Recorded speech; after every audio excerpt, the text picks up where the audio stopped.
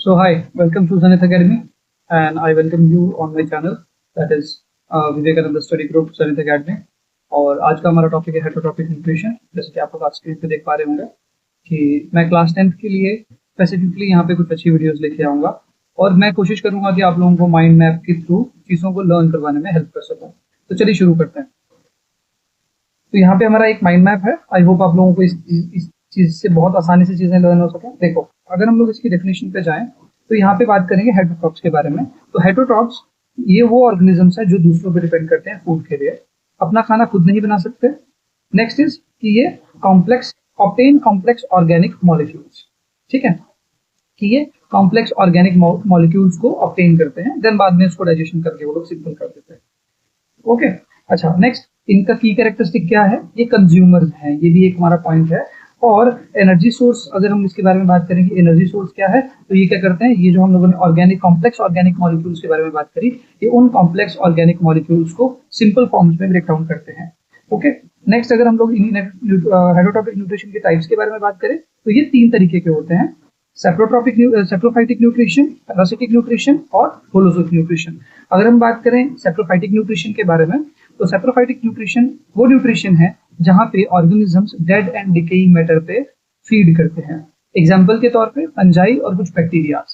उसके बाद आपने मशरूम तो खाए होंगे, जैसे कि यहाँ पे बना हुआ है। तो ये मशरूम्स कहाँ पे उगते हैं? जहाँ पे डेड एंड डिकेइंग ऑर्गेनिजम्स मिलते हैं, ठीक है। उसके बाद इनके पास एक एक्सटर्नल डाइजेस्टिव एंजाइम्स होते हैं। मान लीजिए कि ये एक डेड एंड डिकेइंग ऑर्गेनिज्म है और यहाँ पर हमारे पास एक बैक्टीरिया है। तो ये बैक्टीरिया अपनी बॉडी से कुछ डाइजेस्टिव एंजाइम्स निकालेंगे और इनके ऊपर पोर करेंगे। पोर करने के बाद वो बॉडी के बाहर ही डाइजेस्ट हो जाएगा एंड देन उसको एब्जॉर्ब कर देंगे सिंपल फॉर्म में।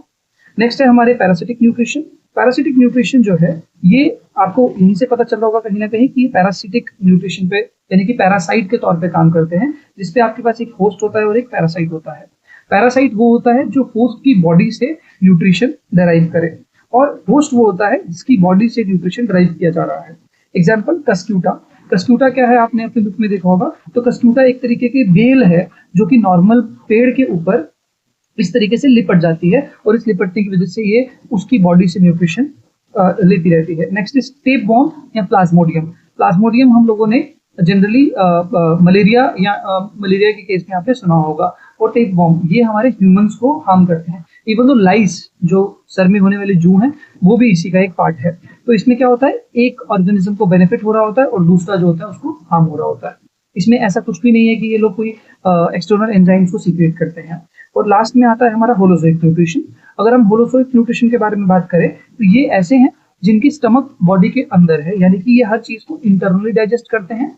हर एक एंजाइम इनकी बॉडी के अंदर होता है। तो इनकी बॉडी में कुछ स्टेप्स इन्वॉल्व होते हैं, जैसे कि इंजेशन, डाइजेशन, एब्जॉर्प्शन, असिमिलेशन और इजेशन। इस तरीके के स्टेप्स के थ्रू ये चीजों को एब्जॉर्ब करते हैं। नेक्स्ट, इसके अंदर कुछ टाइप्स आते हैं, जैसे कि हर्बिवोरस, कार्निवोरस और ओमनिवोरस।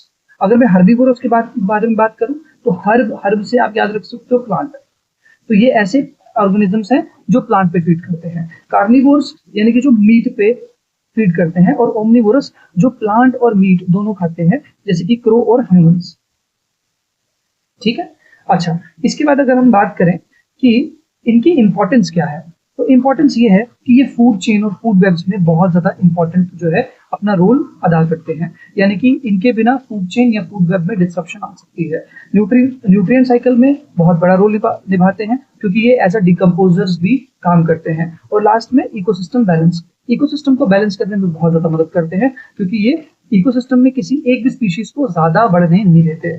और लास्ट में हम चलते हैं यहाँ पे ह्यूमन डाइजेस्टिव सिस्टम। तो सिंस हम लोग ह्यूमंस आर होलोजोइक, तो अगर हम बात करें तो हमारी बॉडी में हमें mouth, oesophagus, stomach, intestine, anus, glands, ये सब कुछ मिलता है, जिसकी वजह से हम लोग एक होलोजोइक न्यूट्रिशन पाते हैं, राइट। और इसमें जनरली अगर हम प्रोसेसेस के बारे में बात करें तो हम लोग मैकेनिकल और केमिकल डाइजेशन करते हैं और बाद में उस चीज को एब्जॉर्ब करते हैं। इसके बारे में हम लोग किसी और वीडियो में बात करेंगे।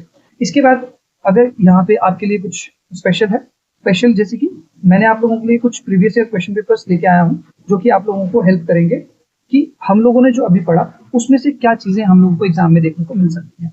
तो अगर मैं बात करूँ सबसे पहले क्वेश्चन के बारे में, तो सबसे पहला क्वेश्चन है हमारा, define heterotrophic nutrition give 2 examples of heterotrophs. पहली हमारे पास यही एग्जांपल है। नेक्स्ट ये हमारा क्वेश्चन है, प्रीवियस ईयर क्वेश्चन। नेक्स्ट है differentiate between saprophytic and parasitic nutrition, give one example of each. I hope आप लोग इसको देखने के बाद इसको कर पाएंगे। नेक्स्ट है list 5 steps involved in hologic nutrition. इसको जैसे हम लोगों ने देखा डाइजेशन सॉरी इंजेशन के बाद डाइजेशन के बाद एब्जॉर्प्शन के बाद असिमिलेशन और उसके बाद इजेशन, ये सारे इसके स्टेप्स हैं। Next how does amoeba obtain its food, explain with the help of diagram, ये हम नेक्स्ट वीडियो में देखेंगे। Why are fungi considered saprophytes? तो इसके बारे में हम लोगों ने ऊपर जाना कि saprophytes क्यों बोलते हैं। And give 2 examples of microorganisms showing parasitic mode of nutrition, mention their hosts। तो ये भी आप लोग अगर ऊपर जाकर के हमारी वीडियो देखेंगे पीछे जाकर के तो आप वहां पर जान पाएंगे। इसके बारे में और जानना चाहते हैं तो प्लीज हमारे साथ कनेक्ट करिए और do like share and subscribe our channel so that हम लोग ग्रो करें और आप लोगों को इसी तरीके के शॉर्ट वीडियोस अच्छे से अच्छे कंटेंट को आपके सामने लेके आ सके with quality content. Thank you so much.